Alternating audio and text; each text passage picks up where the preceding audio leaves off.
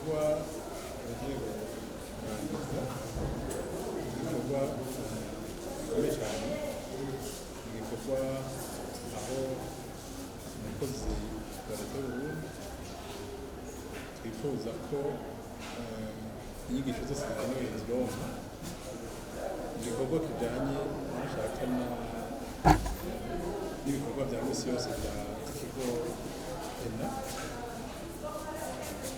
ariko cyane cyane umunsi twakoreye ubushikiranganji butatu, aho ubushikiranganji bwaduhaye bwatanze abakozi kugira bakarihirize ubumenyi bige akarangamutima intwaro ibereye aho bakorera.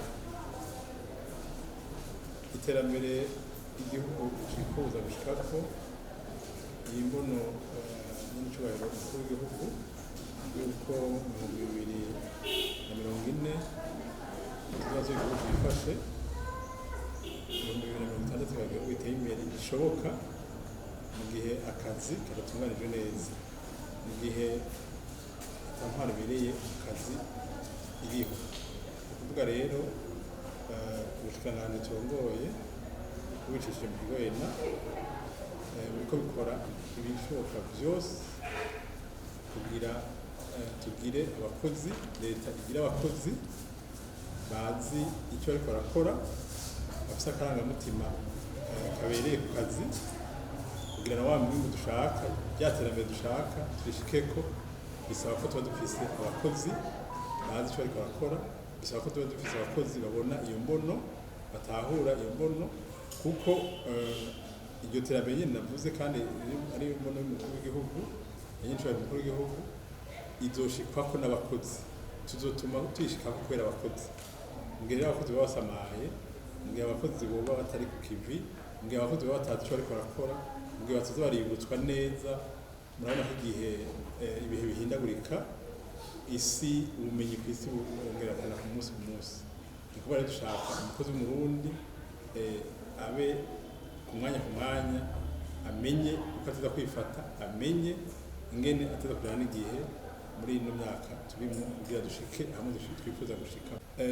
Akamo tubatera mu kugira ubwa mbere hoho bamenye ibi bize ngaha, bahejeje kwiga ngaha babigira ivyabo, hanyuma bace kuko leta itoshobora gutunganya ubunyene izo nyigisho ku bakozi bose, aba bace baba abashikana ya jambo bakuye ngaha barishikane mu bandi bakozi batashobora ngaha. Ni nk'abarimu turungitse aho bakorera,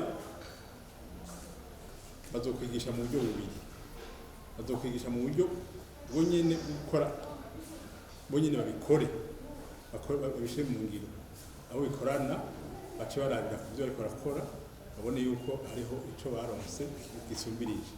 Ariko hejuru y'ibikorwa bariko barakora bisaba ko nabo nyene boca bigisha n'abandi, abagenzi babo bazokigishwa n'ibikorwa, bumwe bigishwe n'ico bayagiye.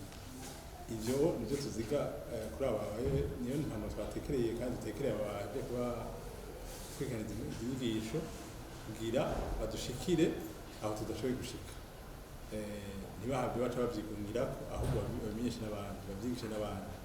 Ariko turifuza ko izi nyigisho zizobandanya kugira dushike